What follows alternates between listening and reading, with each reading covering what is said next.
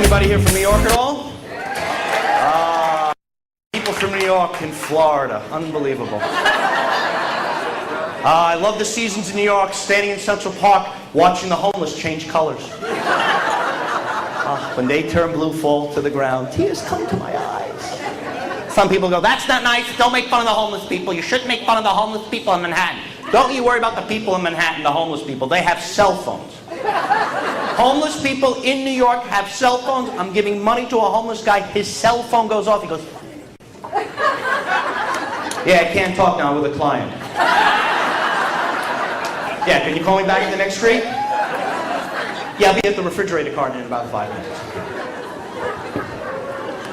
I drove down here all the way from Delray Beach. So exciting. Went through customs, immigration, everything. Got a GPS. Anybody have a GPS? Does he have a GPS? Remember your day, you never had a GPS. You had the triptychs of Automobile Club of America, remember? That's what you did it. Because once you open the big maps, you can never get the map back folded ever again. Am I correct? But now they have a global positioning system. They created an electronic device with a woman's voice telling a man how to drive. It's diabolical. Make a left, make a right, go 2/3 of a mile and make another left. I said make a left. Why aren't you listening to me? My mother's right. You're a loser. Let me out of this car. You can program it for Japanese. Loser.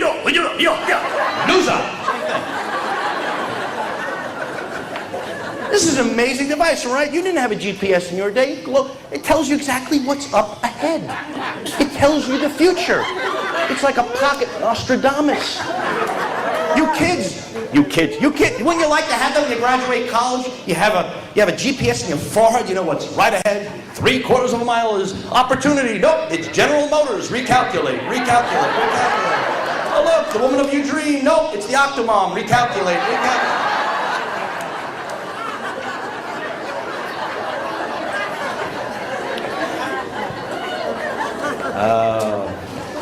So I do cruise ships. Anyone go on cruise ships?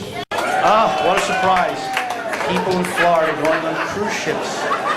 People in Florida never get a chance to go on a cruise. I love watching you people on cruise ships eat 8-9 times your body weight.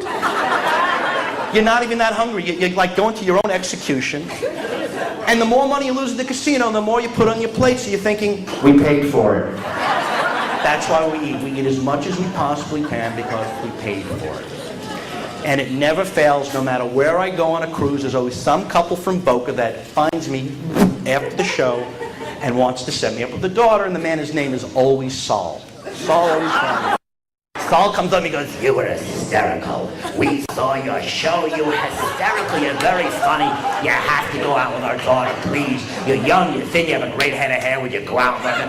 Thank you, but I don't go on blind dates. Please, you have to. I look at the mother. The mother goes, yes, you have to go out with our daughter. I beg you, there's no nice guys in Boca anymore. There's too much going on with her. They show me a picture of the daughter. She's gorgeous. She's a 12. I call her on the phone. The daughter goes, I heard so much about you. I can't wait to go out with you. But let me tell you, it's like I'm going, what is this, Ernest Borgnine? Or she's chugging down razor blade? Well, let me tell you something, mister. If we're going to go out tonight, I want to go somewhere really expensive. So I took her to a gas station. Tank of gas, 2 bags of Doritos, $153, ladies and gentlemen. That's... Because I get hired to perform at the senior communities, I do. They told me I'm playing Addison Reserve. Reserve? Thinking, what's a reserve? Daktari, Africa? That's right, you're going to be at Addison Reserve. You're going to see seniors grazing in the natural habitat. If any of them come up to you asking for food, don't give them. You'll never get rid of them. I would get a colonoscopy every day of the week just for the sleep you get. They put that needle in your arm and say, Now here's the thing. You don't have to worry about, you're 27, you don't have to worry about a colonoscopy. But when you get a little older, they're called procedures, right? See, your age you go for checkups. We get older, we go for procedures. And I go for... And you go for labs. You go for labs. Okay. Now, before the procedure, there is a procedure. That's where the doctor wants you to come in. He can tell you everything on the phone, but he wants to get under the copay, so he makes you come into the office, right? He can tell you everything on the phone for the thing. Go up to Walgreens, get that horrible liquid, drink it, and say hello to Mount Vesuvius. That's what's going to happen. So I'm ready to leave get ready for my procedure on Tuesday. The nurse says to me, Mr. Fogel, on the day of your procedure, please bring with you your insurance card and proper identification.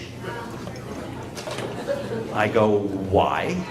Well, you need the identification so there's no fraud. We want to make sure it's you.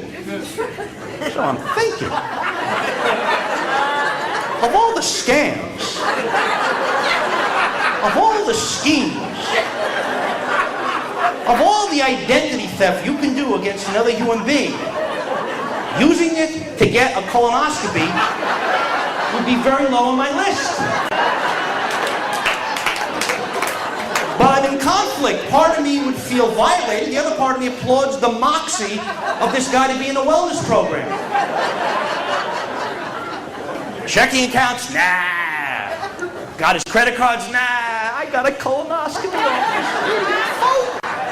I said to that nurse, if anybody comes in pretending to be me, wanting a colonoscopy, put it on my tab. Colonoscopies for everyone.